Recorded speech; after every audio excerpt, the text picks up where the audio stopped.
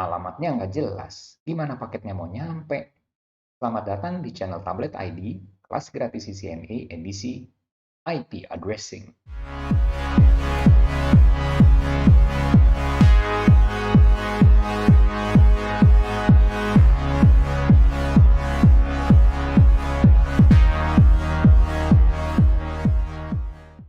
Halo sahabat tablet, gimana kabarnya? Semoga semua dalam keadaan sehat ya. Yuk kita mulai kelas kita hari ini. Di dalam beberapa video saya yang sebelumnya, saya sering sekali menyebut yang namanya dengan OSI layer.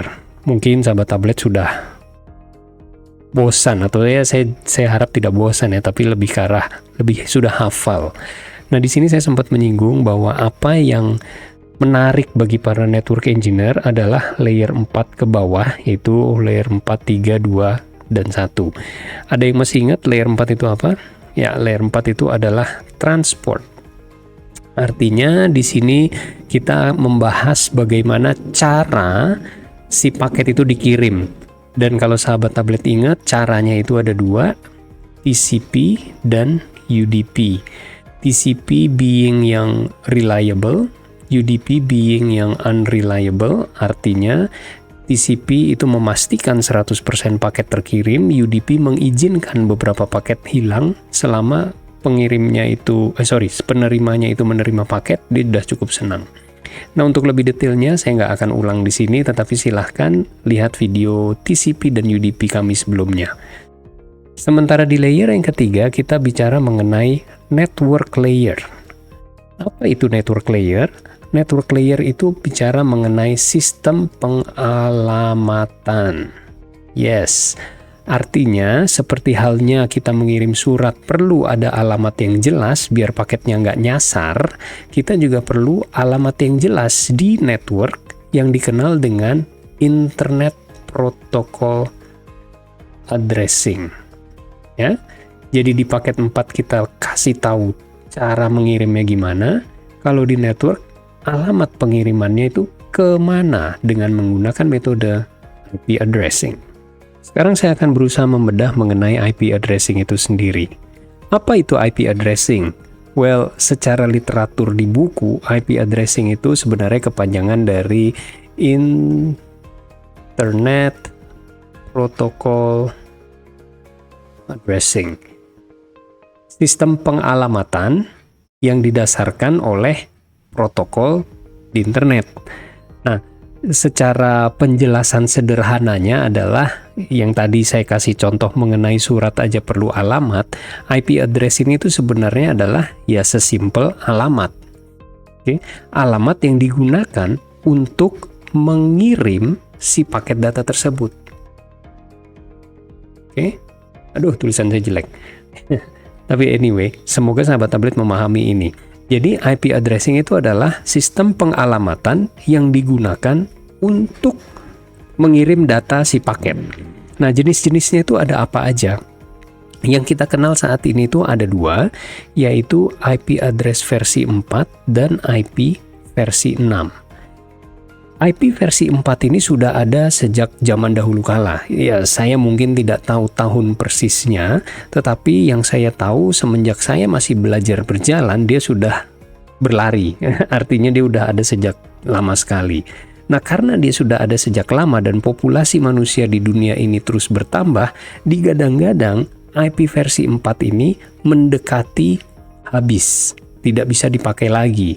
Nah, oleh sebab itu, para ilmuwan di sekitar tahun 95-98 yang pasti sebelum tahun 2000, mereka mulai mengembangkan dan memperkenalkan IP versi 6 yang katanya ini bisa dibilang unlimited. Jadi banyak sekali jumlahnya.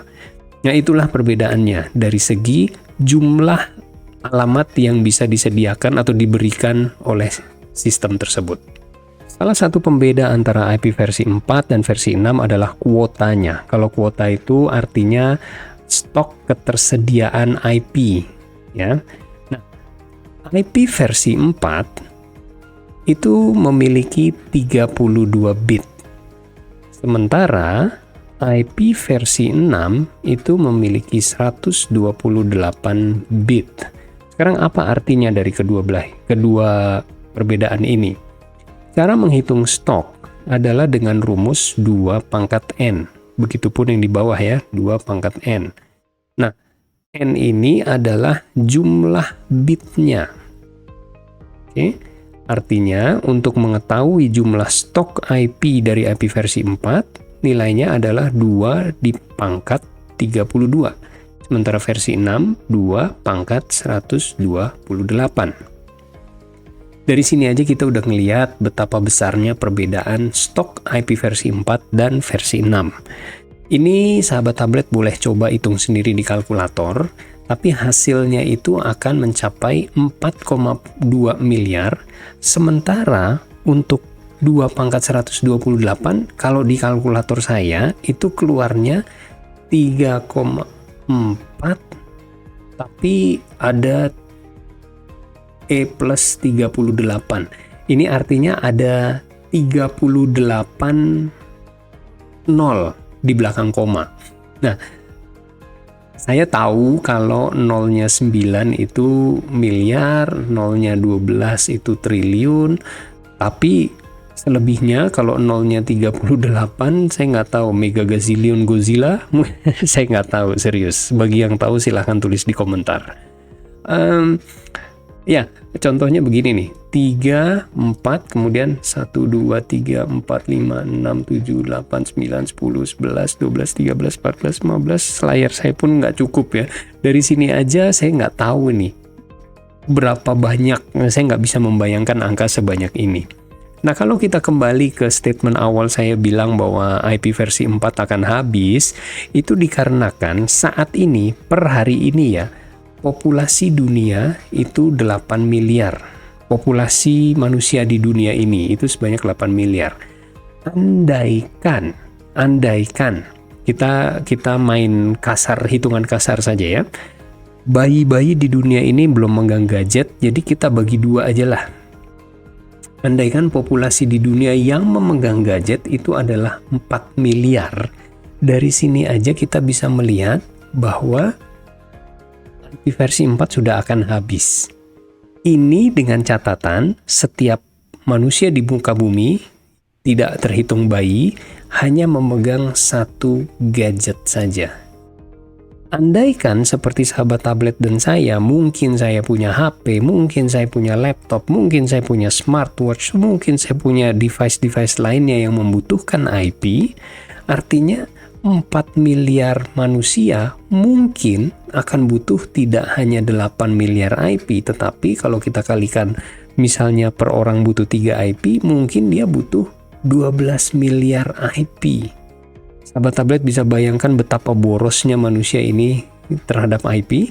Yang kita bisa lihat jumlahnya itu tidak sebanding dengan stok IP versi 4. Sementara kalau kita gunakan IP versi 6, ini sangat mencukupi. Bahkan dulu sempat ada yang mengatakan bahwa setiap permukaan di bumi ini per meter kuadratnya, jadi kalau sahabat tablet berdiri di sini 1 meter per meter kuadratnya bisa menampung 4-6 IP. Jadi kalau sahabat tablet berdiri, sahabat tablet tuh punya laptop, megang HP, megang mungkin smartwatch, smart kacamata, smart ikat pinggang, smart sepatu, I don't know, banyak sekali yang smart dan membutuhkan IP.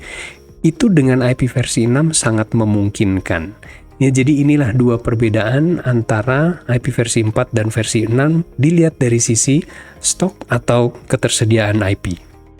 Sekarang pertanyaannya adalah, kita ada di tahun 2023. Apakah IP versi 4 itu habis? Kenyataannya, jawabannya adalah tidak, sahabat tablet. Meskipun sejak tahun 2000, artinya udah 23 tahun yang lalu, diprediksi bahwa IP versi 4 akan habis, namun kenyataannya sampai saat ini masih ada. Dan bahkan Cisco di dalam kelas CCNA-nya masih mengharuskan para pelajarnya untuk mempelajari mengenai IP versi 4. Lalu pertanyaannya, kenapa dia belum habis? Itu nanti akan saya bantu jawab. Sekarang, karena Cisco mengharuskan kita untuk mengetahui IP versi 4, kita akan bahas dulu IP versi 4 secara lebih detail. IP versi 4 itu memiliki kelas-kelasnya, sahabat tablet. Oke? Dan kelas-kelasnya itu ada 5, yaitu kelas A, B, C, D, dan E. Apa yang membedakan kelas-kelas ini? Itu adalah, itu adalah nomor alamatnya itu sendiri. Oke. Kelas A itu dimulai dari angka 0 sampai 127. Sementara kelas B, kita lanjut aja dari 128 sampai 191. Setelah 191, yes, 192 itu adalah awal dari range kelas C sampai 223. Kelas D 224 sampai 239, dan yang terakhir kelas E adalah 240 sampai 255. Namun nih, yang paling sering digunakan adalah kelas A sampai kelas C saja. Kelas D ini fungsinya untuk multicast. Multicast itu seperti sahabat tablet bayangkan radio deh. Satu yang mengirim, banyak orang bisa menerima. Sama, multicast juga sama, nanti ada satu sender, multiple receiver. Dan kalau untuk kelas E digunakan untuk eksperimen. Eksperimen siapa? Asal muasal IP versi 4 ini dari negara Amerika, dan ya jadi sejarahnya ini yang menciptakan adalah Amerika. Oleh sebab itu kelas E ini diberikan untuk pihak NASA melakukan eksperimen-eksperimen. Oke. Jadi kita tidak akan bahas ini secara detail. Yang banyak sekali digunakan atau didistribusikan kepada umum, masyarakat umum adalah kelas A, B, dan C ini. Tujuannya adalah kalau misalkan kita lihat sebuah alamat 10, contohnya 10.2.3.4, otomatis kita akan tahu bahwa oh ini 10 berarti dia anggota dari kelas A. Atau kita ngelihat lagi contoh 131.10.7.88, artinya dia masuk ke kelas B karena ada di dalam range ini. Oke.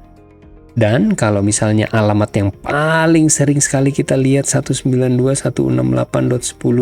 contohnya 7, dia otomatis masuk ke kelas C karena ada di dalam range ini.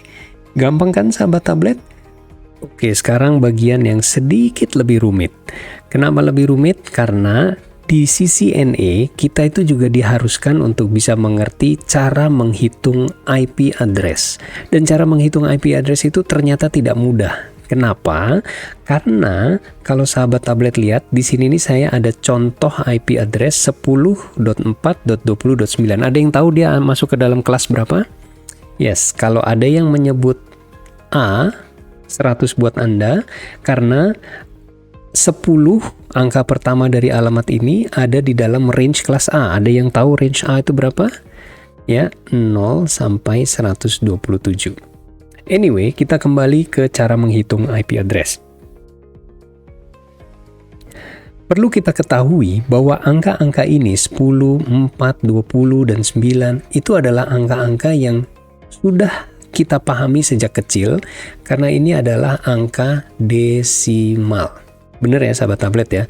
Desimal, deka artinya 10. 10 itu maksudnya ada 10 digit angka atau 10 angka lah. 0, 1, 2, 3 dan seterusnya sampai 9. Ini adalah digit-digit desimal. Ya kan, ada 10 kalau kita jumlah. Sementara kalau sahabat tablet ingat, di video saya yang paling awal saya sempat singgung bahwa komputer itu hanya mengenal 0 dan 1. Hanya mengenal 2 digit ini. Nah, sistem penomoran yang hanya mengenal 2 digit disebut apa? Bahasa Latinnya 2 itu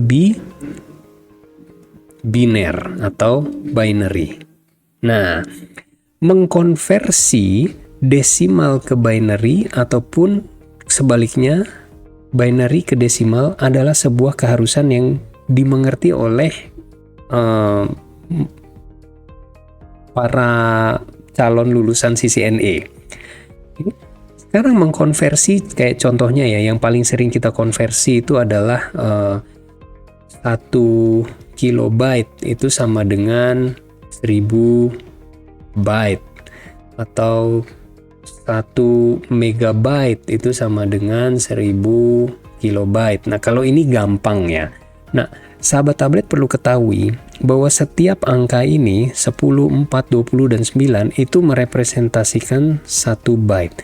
Namun, untuk mengkonversi binari dan desimal, ini kita harus tahu bahwa 1 byte itu terdiri dari 8 bit. Binari itu menggunakan bit, ya.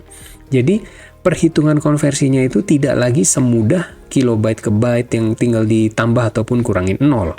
Karena ini faktor pembagi dan pengalinya adalah 8. Nah, yang dimaksud dengan 8 bit ini adalah untuk membuat angka 10 di dalam satuan binary diperlukan 8 bit. 1, 2, 3, 4, 5, 6, 7, 8.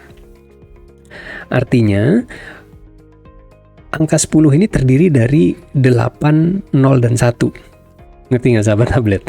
Oke, kita untuk mempermudah saya kasih contoh melalui kalkulator aja dulu deh ya. Ini biar gampang, tapi nanti saya ajarin cara menghitungnya. Oke, kalau sahabat tablet pilih programmer kalkulator, ketikkan saja angka 10, nanti dia otomatis akan mengkonversikan ke binary. Ini adalah cara mudahnya, tetapi nanti di ujian CCNA kita nggak boleh pakai kalkulator ya sahabat tablet, makanya kita harus mengerti caranya. Oke, binary itu membacanya dari kanan ke kiri. 0101. Oke, kita terapkan di sini 0101. Sisanya nggak ada, artinya 0 semua. Nah, sekarang gimana kita bisa tahu bahwa oke, kalau ini gampang lah, ini 10, tetapi 10 versi binari itu 01010000. Gimana ini bisa sampai ke angka ini? Nah, ini yang akan saya kasih tahu cara menghitungnya. Ingat sebelumnya saya memberikan sebuah rumus 2 pangkat n. Nah, rumus ini sangat penting untuk sahabat tablet ketahui di dalam konteks IP addressing ini. Oke. Nih, IP address dimulai dari sebelah kanan ke kiri. Binary dimulai dari kanan ke kiri. Ini saya tulis saja dulu ya. Karena binary mulai dari 0, ya udah kita mulai dari 0 juga. 0, 1, 2, 3, 4, 5, 6, dan 7. Maksudnya apa? Ini adalah urutan angka binernya. Oke, kita masukkan ke dalam rumus ini.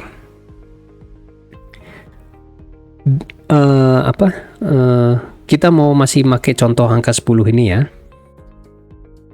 1 yang pertama itu ada di urutan 1, artinya 2 pangkat 1. Sementara 1 yang kedua ada di sini nih, 2 pangkat 3. Oke, sekarang kita hitung. Masih menggunakan kalkulator, saya kembalikan ke scientific. Oke. 2 pangkat 1 itu sama dengan berapa? Bukan. Oh ya benar, 2 pangkat 1 sama dengan 2. Sementara 2 pangkat 3, saya ulang, 2 pangkat 3 sama dengan 8. Nah, sini 8. Nah, tinggal dijumlah sahabat tablet. 2 tambah 8 sama dengan 10. Sampai di sini paham nggak sahabat tablet? Bahwa cara menghitungnya adalah tinggal digunakan rumus ini dan kita ganti n dengan posisi 1 itu ada di mana. Nah, kalau sahabat tablet bingung lah, saya harus tahu dari mana. Kalau misalnya angkanya nih, saya mau mengkonversikan angka 9. Oke, biar mudah, kita hitung aja semua satu-satu. Ya, kita ulang ya. 1, 2, 3, 4, 5, 6, 7, 8. Oke, sama seperti yang tadi. Ini urutan ke 0, 1, 2, 3, 4, 5, 6, dan 7. Kalau kita hitung pangkatnya, 2 pangkat 0 itu sama dengan 1. 2 pangkat 1 itu sama dengan 2. 2 pangkat 2 itu sama dengan 4. Ini dapat 8, ini dapat 16, ini dapat 32, ini dapat 64, ini dapat 128. Jadi ini value-nya sahabat tablet. Kalau kita mau mengerti, contohnya nih ya, kita mau ngambil angka 9 ini. Oke. 9 itu adalah kombinasi angka-angka apa di sini? Hasil penjumlahan apa dari angka di sini? Ambil yang paling besar, sahabat tablet. Yang paling mendekati 9 adalah 8 dan 1. Benar nggak? Artinya, untuk mendapatkan angka 9 adalah 1. Yang lainnya kita nolin semua. Kenapa? Karena ya saya nggak butuh itu. Nih, berarti untuk mengkonversi angka 9 menjadi binari adalah 1001. Kalau nggak percaya, kita buktikan di kalkulator. Oke, kita tinggal ketik 9, 1001. 1001. Masih penasaran? Oke, kita ambil contoh yang lain. 20. Oke. 20 itu paling cocok atau paling dekat mana tambah mana? Yang saya tahu pasti 16, ya kan? 16 tambah berapa? 20? Tambah 4, 20. No. Ini butuh nggak? Nggak butuh. Berarti 20 adalah 00101. Nggak percaya? Kita buktikan lagi. Ketik 20. 00101. 00101. Semoga sahabat tablet bisa memahami penjelasan saya sampai saat ini. Ini sangat penting sahabat tablet untuk dimengerti karena untuk bisa menghitung subnet nanti atau mengubah alamat IP, kita perlu otak-atik angka-angka ini nih. Oke, sampai di sini dulu video mengenai IP addressing. Akan ada part 2 dan selanjutnya karena masih ada banyak informasi yang akan saya sampaikan. Semoga sahabat tablet bisa memahaminya. Jangan lupa untuk klik like dan subscribe bagi yang belum, sebagai tanda teman-teman semuanya mendukung kami. Terima kasih dan sampai jumpa di video berikutnya.